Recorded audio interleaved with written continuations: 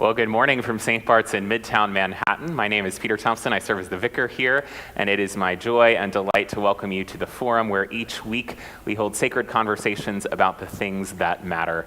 And the thing that matters this morning is an essential part of our life of faith and community here at St. Bart's. That's the experience of the Chorister program and of the young people who grow in faith and musical skills through that experience. And we are fortunate to be joined by our very own Alexander Pattavina. He is Associate Organist and Choirmaster here at St. Bart's and Director of the St. Bart's Choristers. Alex holds 2 degrees from Juilliard. He has experience in several Episcopal and Roman Catholic contexts. He's been here for a little under 2 years now. That's right. So Alex, thanks for, this is normally an important rehearsal time for you, so thanks for taking that time out today to talk about this important experience for young people, one that you and I both had in other contexts, and how it's taking shape here at St. Bart's. Thank you very much, Peter. Yeah, this is my first forum. I'm usually at this hour in rehearsal, accompanying things at the organ, giving pitches, and a little bit of scrambling around. So it's really good to be here with you all in person and online. My subject today, of course, as Peter mentioned, is the Chorister program, as well as just a basic history of youth singing in the church. I hope that'll give a bit of context to our program here at St. Bart's, the 2,000-year history of singing and of youth singing as well. It's really remarkable when you consider all those things, just this legacy we're participating in. I'd like to start by defining a few terms, just that'll come up a few times in the first part of the presentation. Schola Cantorum literally means school of singing. Sometimes in English cathedral contexts, you'll hear that referred to as song school. Often a Schola Cantorum is a literal institution where singing was taught. In other contexts, it's the name of a choir, so it can be either kind of thing. A chorister, maybe that might seem very obvious, but just to clarify, when I say chorister in this presentation, I'm referring to youth who are singing and participating in a choir. Sometimes it's used to refer to anyone who sings in a choir. I think in the last 200 years, that usage of the word chorister has more specifically been reserved for youth. And then polyphony, that'll come up quite a little bit. The development and emergence of polyphony in sacred music history. It's really one of the foundations of Western music history as a whole. Polyphony is basically a form of music when multiple independent voices or parts or instruments are playing at once, whether that's on the piano or the organ, just multiple moving parts, rather than one single solitary voice. So polyphony basically means rather than one unison melody, multiple things happening at once. So that'll come up now and again as I talk. Western music has an inextricable link to the musical history of the church. And every culture, independently of Christianity, has had its own culture of singing, whether solo song or choral singing.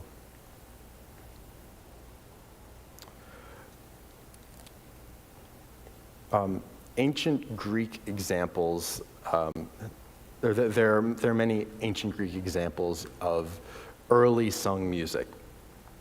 One of the earliest examples of Christian music, perhaps the oldest we've ever discovered, is the Oxyrhynchus hymn, which is named for an Egyptian city. There's this big collection of manuscripts in which this hymn here was discovered. Things like tax documents, voter registries, all sorts of just boring things in this big manuscript, and among them is the earliest extant hymn. We don't know terribly much about it. We can sort of transcribe, if we wanted to, vague versions of a melodic contour, but there's the text, and these circles above the text sort of refer to things like the contour of the pitch or stress accent, things like that. So that's one of the oldest examples we have. As far as music used and written particularly, or specifically to be in a service, to be liturgical music, that really begins to emerge properly in the 3rd century. Takes about 500 years to find its footing. So I'm talking about music that's written to be sung at a mass or another Eucharistic type service, or the office. Now, the office is basically a celebration of the various times of the day, various times to pray the Psalms, and those started to be sung gradually over the years. Again, sort of beginning in the 3rd century. So there's a cycle of psalms that would be sung. It kind of, as monastic communities would develop and form, they would basically celebrate the sanctity of time by praying the hours. And so one of the very earliest forms of Christian music in a service itself was just that, praying the hours. In the modern-day Episcopal Church, we often celebrate evensong or matins or morning prayer, evening prayer, under different names, though the full office can be celebrated just as well, usually done privately. The scholarly consensus is that Gregorian chant, which is named after Gregory I, as we know it today, came about around 750. It was sort of a synthesis of many different schools of chant from across Europe, even as far as Syria. And far earlier than that, Pope Sylvester, he was pope from 314 to 335, set up a schola cantorum, in this case referring to an actual school of singing. And such schools actually popped up around Egypt and Syria and beyond in the following decades. These were not just schools that anyone could show up to and learn, but rather they were dedicated for priests and monks.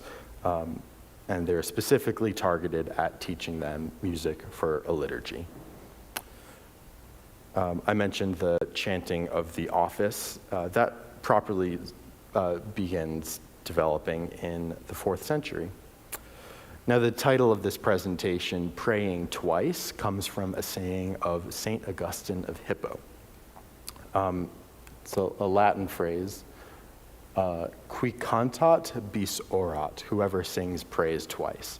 Now, we actually don't know for a fact that he said that, but it's such a good line that it's hard not to use over and over again.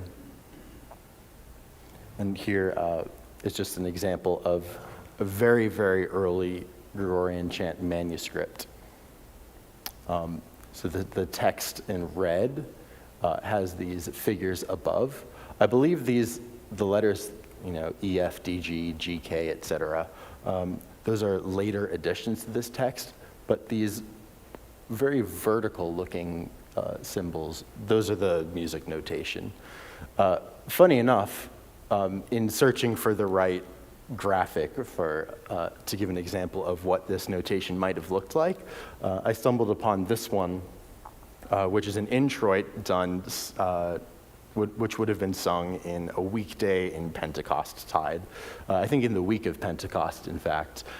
And the text Re pleator os meum was the school song, or the school chant, if you will, of the choir school I grew up singing at. Not this particular melody, but Re pleatur os meum laude tua means, let my mouth be filled with your praise. And so we sang that every single morning before we sang a mass, and those words carried me through my 4 years there. Speaking of choir schools, the earliest known school for singing that included youth, specifically boys, was that of York Minster, which was founded in the 7th century. I think the cathedral, or then a minster, was a monastery founded in about 637, maybe it was 627. So this was a song school, or a schola cantorum. It was founded by the first Archbishop of New York, named Paulinus. Now, women at the time, and it would take a long time for this to change, wouldn't have been allowed to sing in church. And so as polyphony, which we'll talk about in a little bit, developed, and there was a desire not only to have monks and priests, i.e. men with baritone and bass and tenor voices, singing at their octave, and he desired to have an upper octave, singing in a treble range. If you wanted men to do that, the way to get that sound was to have boys sing that sound. And there's this sort of sweet spot in the development of a boy's voice as they grow up, where before their voice changes, they have a wonderful treble voice. Over time, as puberty is hitting early and earlier, and the voices are changing earlier and earlier, that voice change naturally happens earlier. And so compared with girls who obviously keep having their high treble voices, they get to continue singing, and even as children, have much more experiencing that age. So again, at York Minster, the first choir school of any kind was founded, and boys and men's voices were trained, and they would sing for offices and other kinds of services. Here is, as far as we know, the earliest example of polyphony. I mentioned earlier polyphony being basically multiple independent lines of music happening simultaneously. Much of the examples I've shown so far have been for ensembles of voices to sing, not just a soloist, but an entire choir of men or boys so far. It's hard to say, particularly in this example, who exactly this is written for, if it was for an upper voice and a lower voice, or two upper voices or two lower voices, or what have you. But the top line sings one melody while the bottom line sings another. And despite not vertically lining up, the number of notes kind of works out so that, it harmonizes. You can see the very big and red stamp of the British Museum where this manuscript was discovered. Perhaps the most significant development, which really put us on the trajectory towards the music we have and celebrate today, really for the past 1,000 years, was a development that came from an Italian monk and a Benedictine named Guido of Arezzo. It's funny, all of the statues and paintings and sculptures and other kinds of things from that time, from his time, which is around the 11th century, the likenesses are all very identical, even in different parts of the world, which is when you consider just, what a saint statue might look like in one part of the world, or from one church to the next, they can vary drastically. But they nailed his likeness down. His development was the inclusion of staff lines, so these red lines, the horizontal lines, that clearly delineate what pitch is being sung, as opposed to this kind of notation when it was sort of free form. You're lucky if they're lined up as well as this horizontally and vertically, because you can sort of guess what pitch and what the contour of the melody is, but there's not really necessarily a sense of absolute pitch. For that, you'd rely on someone to have dictated it to you. But with this, we start to see much more formalized and consistent music notation. And that really opens the door to all sorts of developments. And so this four-line staff, which we attribute to Guido, was often used for all kinds of music, but especially Gregorian chant. Today, our music generally rests on 5 lines as opposed to 4. So Gregorian chant in the West, anyway, displaced all sorts of local musical traditions of churches and really became widespread. And so in all of Christendom, almost certainly get the same music wherever you went. That's a bit of an exaggeration because there were always local variations and discrepancies, but the idea was that all would sing pretty uniformly. Two more Titan figures of music were based at Notre Dame, the famous cathedral in Paris. Léonin and Perrotin, Léonin on the left, Perrotin on the right. They developed a further style of polyphony. I'll go back to this example, which didn't have any specific form to it, earliest examples of polyphony. Léonin and Perrotin sort of codified and developed this style called organum, where one part would basically sing the Gregorian chant upon which the motet was based, often in very long notes. And other voices, at least one other voice, would sing very florid and dance-like passages above or below the plain song, or the Gregorian chant. And that was organum, which was the style they developed. Fast forward not too far in the future to 1364, and we get Guillaume de Machaut, who wrote the Messe de Notre Dame, which is one of the most significant pieces and yet another development.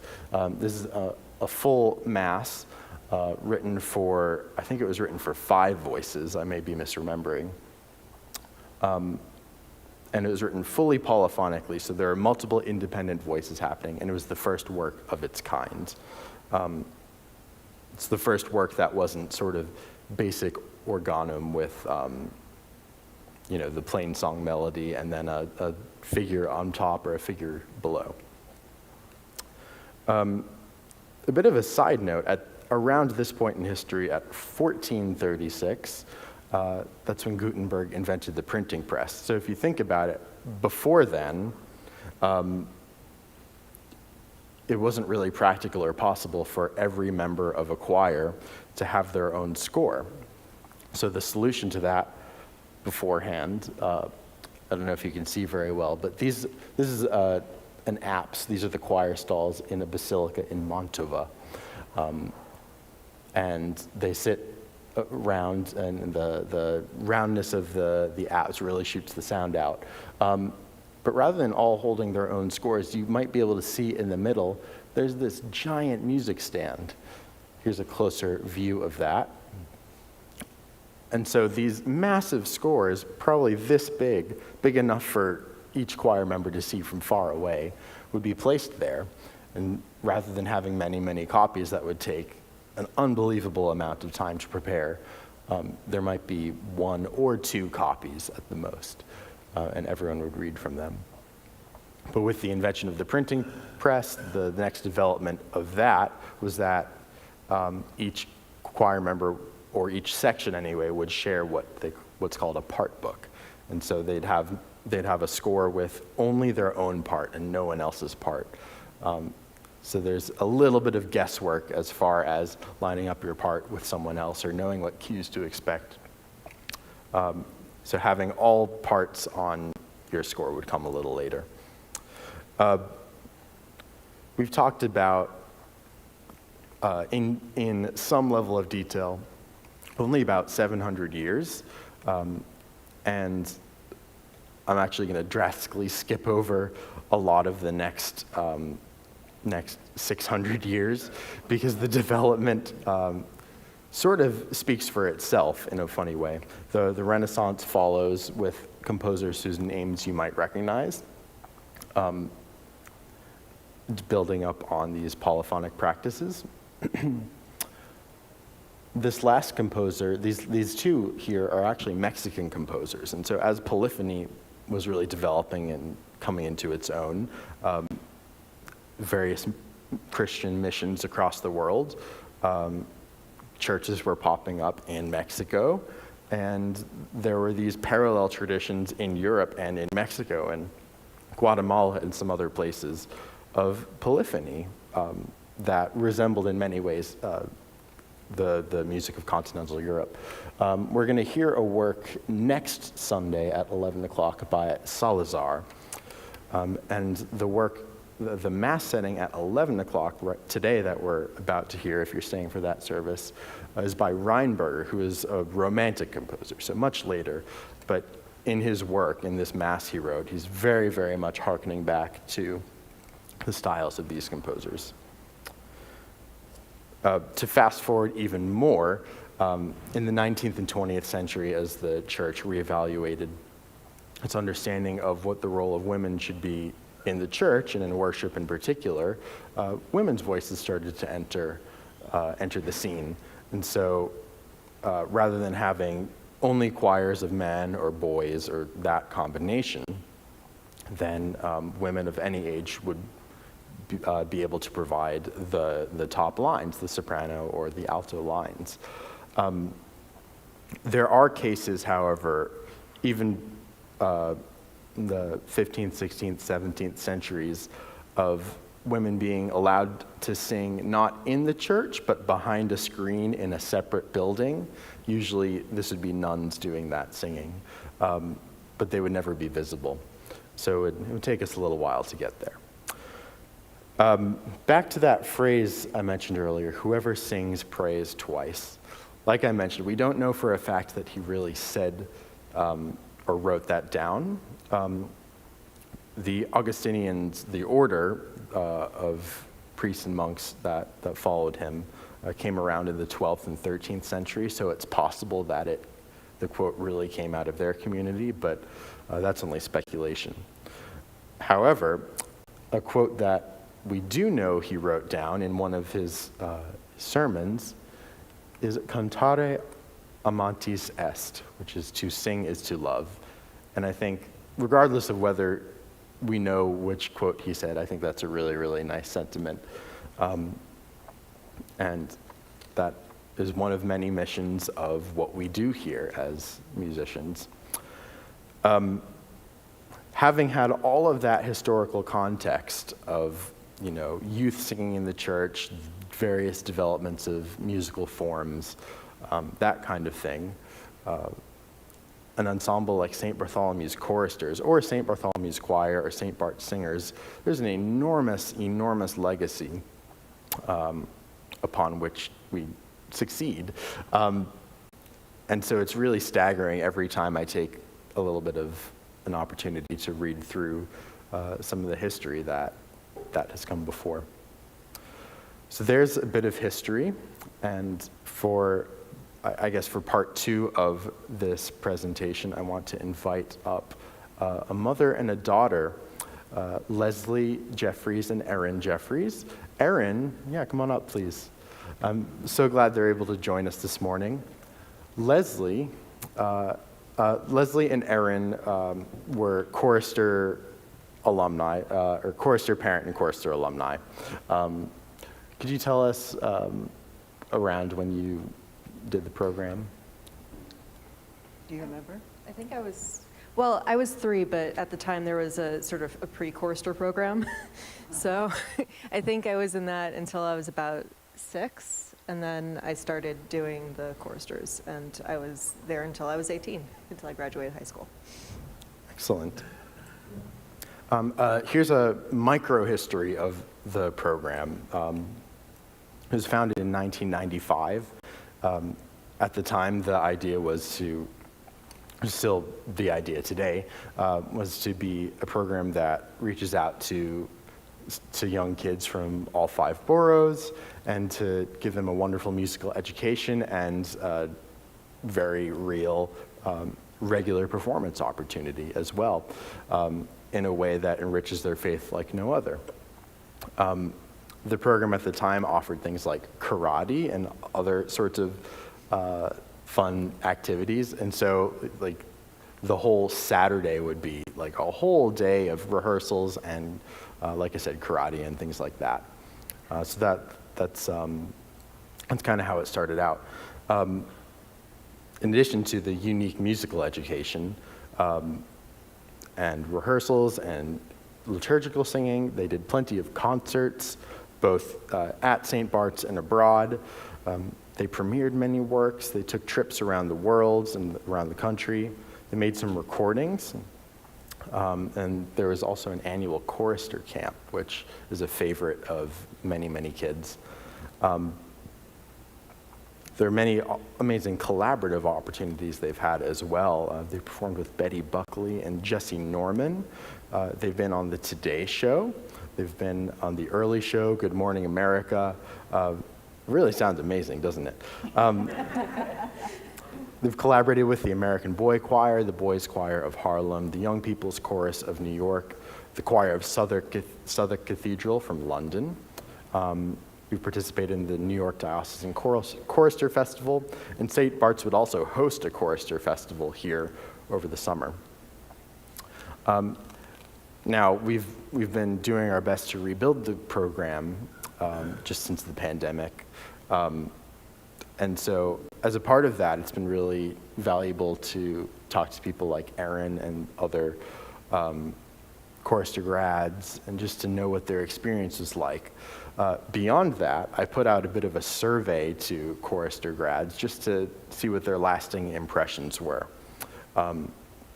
And so there are a series of questions, of course. Oh, and here's the CD they recorded, one of two.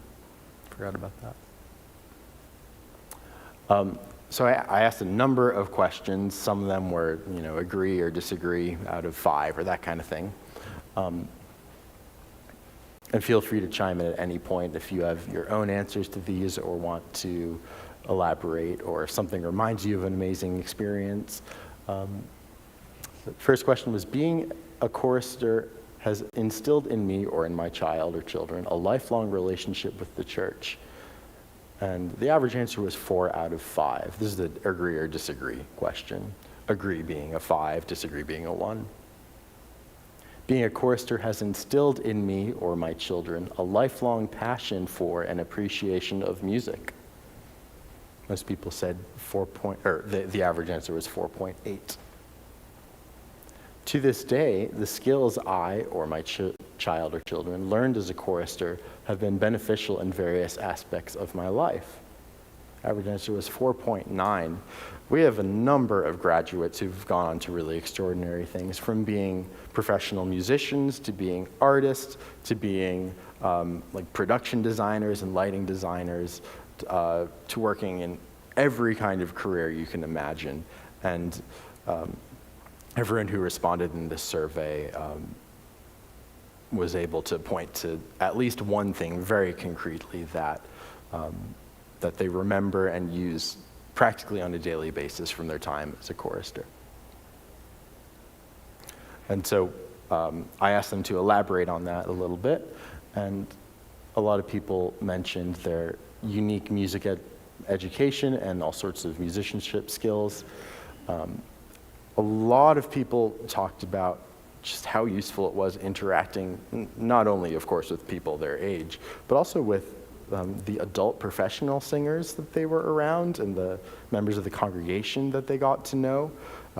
It's always been a really healthy environment, and it's been really good for social skills of all types.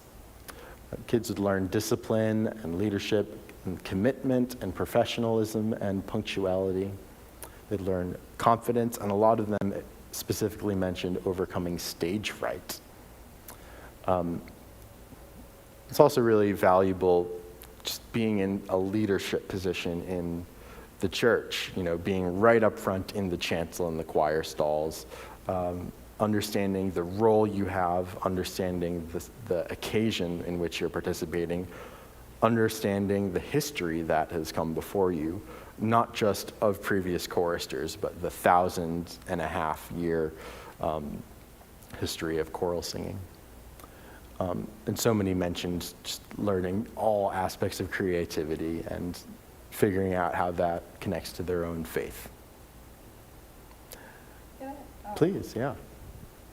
I think also one of the really valuable things that we found in our family was the consistency of it, that so much in a kid's life changes. Erin started when she was in nursery school. She then went to a different elementary school. She then went to a different middle school and then a different high school, as one does. But with choristers, it was one place with a rigorous education. I mean, there were expectations, and she knew that she needed to make them, and all of that, but it was a wonderful sense of whatever else may be changing. She had St. Bart's, and she had this program, and it was wonderful to watch her develop musically, but also socially. And one of the wonderful things about the kids of all ages is working with older kids who aren't belittling you, they're teaching you. And I think that's really valuable, especially in this day and age when there's an awful lot of belittling going on. Yeah, that's been a joy to see in the time I've been here. I've been here since November 2021, and just how the adults will mentor the choristers and how the older choristers will mentor the younger choristers. It really means a lot to see. It's actually like something I realized later in life was that it really is a difficult skill to learn when you're in any performance art form. Being able to adjust what you're doing to match the skill level of the person next to you in dance and acting and in really any performance art form. Being able to be next to somebody who's not as proficient as you are or just still learning, and being able to match what they're doing. If they've got the wrong beat, being able to either gently correct them or match what they're doing, or how to get the most out of somebody who's more advanced than you and someone who you can learn from. Later, I started taking classes. I started performing with people who were who were not quite at my skill level. Either they were still learning or they were more advanced. And it occurred to me that it really is a skill that's kind of difficult to learn. And that I got that out of choristers. Absolutely. The next question I asked them was, what aspects of being a chorister would you relive again if you had the chance? And so some of their answers were a few highlights that always stuck out are the 2002 England trip, singing on national television at Christmas time, choir camp, Carnegie Hall, and other choir festivals. My most cherished memories are of choir camps in the summer and recording 2 albums with the choristers, spending time with friends on such a regular basis, and that's a really wonderful thing. There's a fly. Like you mentioned, just the consistency of having, the consistency of having friends and a schedule. You're very distracting.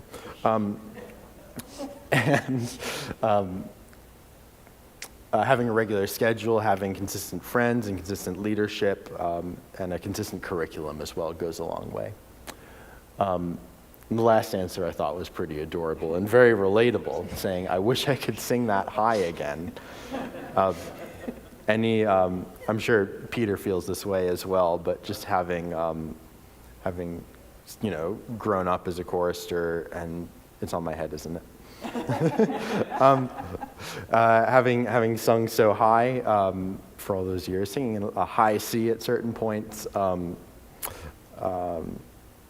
when the voice finally changes, inevitably, you really, really miss singing. It's tragic. Go away. All creatures great and small. Did you have any thoughts on that last question you wanted to add, or? I also wish I could sing that high again.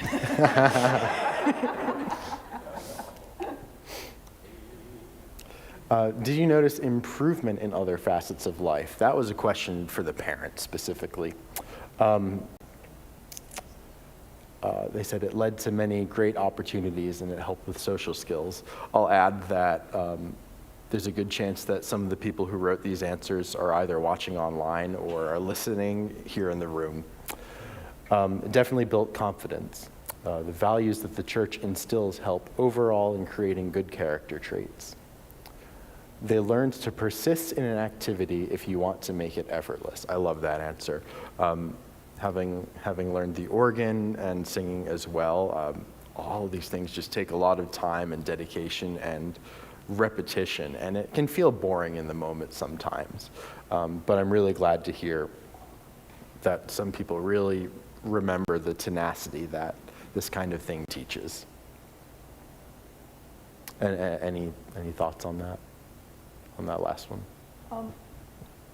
I think somebody, I don't know who it was, went up to Erin as a little wee one, I think it was during the Christmas pageant, and said, we have this little baby chorister. It was a great way to raise money, by the way, because they'd bring out all these little tiny adorable kids and they'd sing a couple of bars and they would say, we need money for our program. It was great.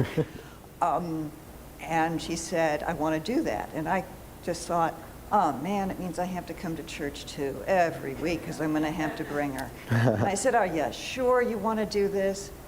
And she said, yes. And I said, if you will come every week, I will bring you every week. And she did. And she came every week because she loved the program, but she also had committed to it. And even as a tiny child, she recognized what commitment was, which grew.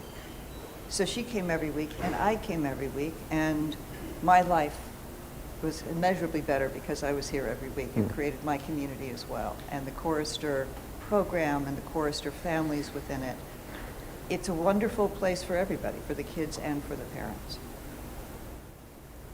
Absolutely. The last question I asked them was, what would you say to a parent of a prospective chorister? And I'd love to hear what you might say as well. Put your kid in this program. There's my propaganda for the day. Being a chorister was an opportunity that I will always be grateful I had. One of them said, this group has shaped my entire life and is still doing so, which is very special. I think these all pretty much speak for themselves, don't they? This is a commitment, but one that brings real benefits to your child now and in their adult life. Right above that it says, and it's free.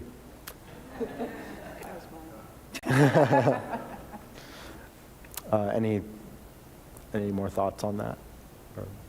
I mean, it was really helpful when I was going through high school. I was going through a lot of emotional problems, and having this sense of community and having teachers who could really help me through what I was going through, both in terms of like academic stuff, because I was studying music and I could go to Dr. B and I could ask, hey, what is this? And he would be able to explain it. But also like seeing the same people consistently and all being there to cooperate and do a task together. It was a really valuable experience for me. I think there's something really special about watching not only your own child learn and grow, but having the privilege of watching a lot of children as they grow over time. And it's really special. It's really special to see someone that you first met at 8 at 13 and watching them blossom. And there are very few people, I can't think of one, and every chorister generation has different experiences, but who didn't respond to the love around them, the discipline, and the commitment. It's just a wonderful, consistent, lovely program. And it is free, which there's very little in New York where you're going to get the benefit of everything here. That if you can contribute, it is wonderful and certainly encouraged to send money. But it's not a prerequisite. You're not given a bill. You're not told, we're going to teach your children to just sing, and by the way, it's going to be $500 a semester. That's not it. It's really an extraordinary thing. Yeah, it feels all too rare, doesn't it? But I'm really glad we offer what we do. Excellent. All right, so we don't have much time, but we do have a few minutes for questions. If you have questions and you're in the room, Conrad Tinney has question cards, so just raise your hand and he'll bring one around to you. If you're joining us online, you can type your questions into the live chat on YouTube, the comments function on Facebook, or you can email me, pthompson@stbarts.org, and email works if you're here in the room too. The first question for Alex, specifically, although feel free to weigh in, Erin and Leslie. We're in a phase of rebuilding, and you and I both know that there are chorister programs around the country, famous choral courses that happen in the summer that have really struggled to come back post-pandemic. What has it been about this period of the past few years that has made it so difficult for chorister programs to stay afloat, and what are our plans here? Yeah, I've found that a lot of parents are approaching the idea of a commitment very differently since the pandemic. I think the idea of regularity is both really appealing, but also kind of terrifying after the way all of our lives changed. And so we've been putting a lot of thought into exactly how to revise the schedule in a way where the commitment is manageable and not terrifying, but still regular and still rigorous without sacrificing anything musically that we do. So we're looking and just trying to tap into that and find out what the right commitment is. Aaron, I wonder if you can talk about the role music plays in your life now and the role the church plays in your life now. So, the role music plays, I studied it for a while, and I still study it intermittently. I'm more focused on theater and acting now than I am in music, but it's still very much like, it's a skill that I have in my back pocket. It's something that, I can really appreciate it. I love music and I love listening to classical music. It's a source of joy, it's a source of discipline, and it's great. And I still work at the church, so I grew up here, and I am an atheist, and I'm still here. So, that is, yes. You're not alone in that. Okay. Yeah, Erin's been an enormous help with the choristers to this day. Right now, at least during the school year, you've been the rehearsal assistant. All this talk of the adults mentoring the kids, Erin's a wonderful example of working with them and making sure they feel confident and have all their materials together. And you're also working with the summer camps, both the regular summer camp and the upcoming Find Your Voice camp. And I'm really excited that you'll be there. Leslie, do you want to talk about, I think you referenced this a little already, but the way in which your children's participation in the program affected your own relationship with music and or the church? I think it's interesting when you come into a big church like St. Bart's, and it's been talked about many times in many forums, finding a community within such a large organization. And I found that coming in as Erin's mom in a chorister situation, I had an immediate community.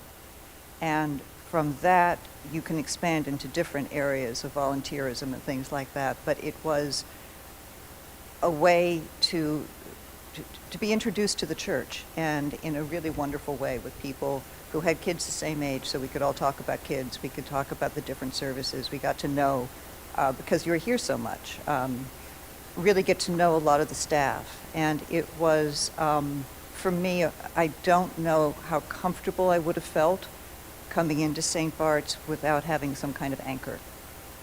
So that was very important. And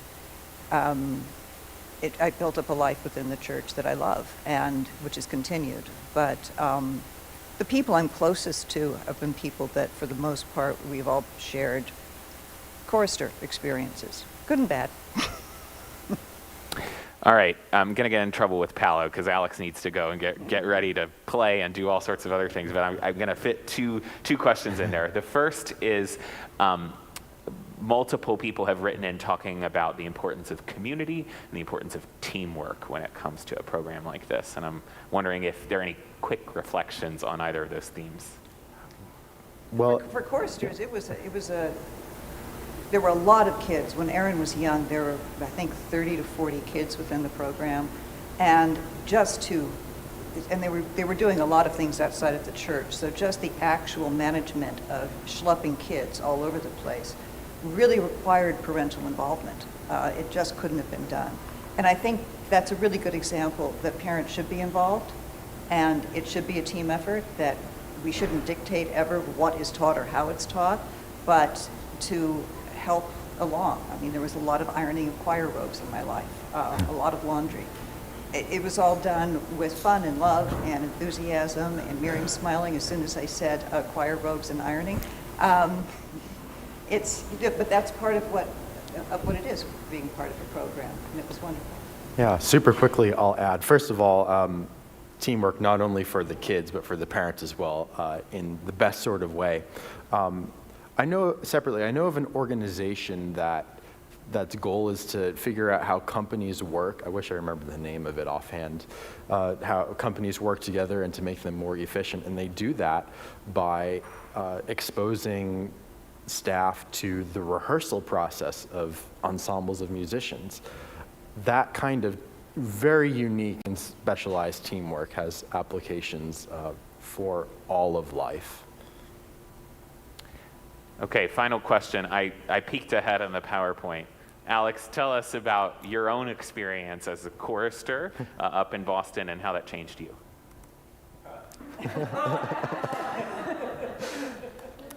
My time as a chorister was from grades 5 through 8. It was a commuter school. I was farthest away of any family at the school, so it was a very long drive very early in the morning, but it was so worth it. I think my parents feel the same way. We sang daily mass. It was a Catholic choir school for boys, the only one of its kind in the country. We sang mass every morning and Sundays, so it was a total of 5 days a week. Toured across the country, met all sorts of amazing visitors, and it has really opened up a door to the world I'm now in. I learned the organ because of my time there. The organ accompanied us at Mass every morning, and I loved it so much I got in trouble because I'd never pay attention to the conductor. So that's that in a nutshell, but that's the basics of my experience. This is grade 6, I think. Excellent. Well, we absolutely have to stop. There is a camp for young people ages 6 through 12 that begins tomorrow. It's not too late to sign up your child or a child that you know, and it's in 2 separate sessions, so you don't have to make the full commitment. And even if the young person you know is not able to make camp, they can still be in touch with Alex about the potential of joining the Choristers program in the next year. Thank you all for being at the forum today. We hope you'll join us for the service at 11 a.m. in the church. Next week at the forum, Kathleen Skolnick, who teaches art history and architectural history at Roosevelt University in Chicago, will be here to talk about the muralist Hildreth Mayer. It'll be the Feast of the Transfiguration, and there's a wonderful work of Hildreth's in our church above our high altar depicting the Transfiguration. And I will not be here. I'll be on sabbatical. I will miss you all. The Reverend Meredith Ward will be hosting and coordinating the forum while I'm gone, and I know you're in good hands with Meredith. So see you in November, and enjoy until I return.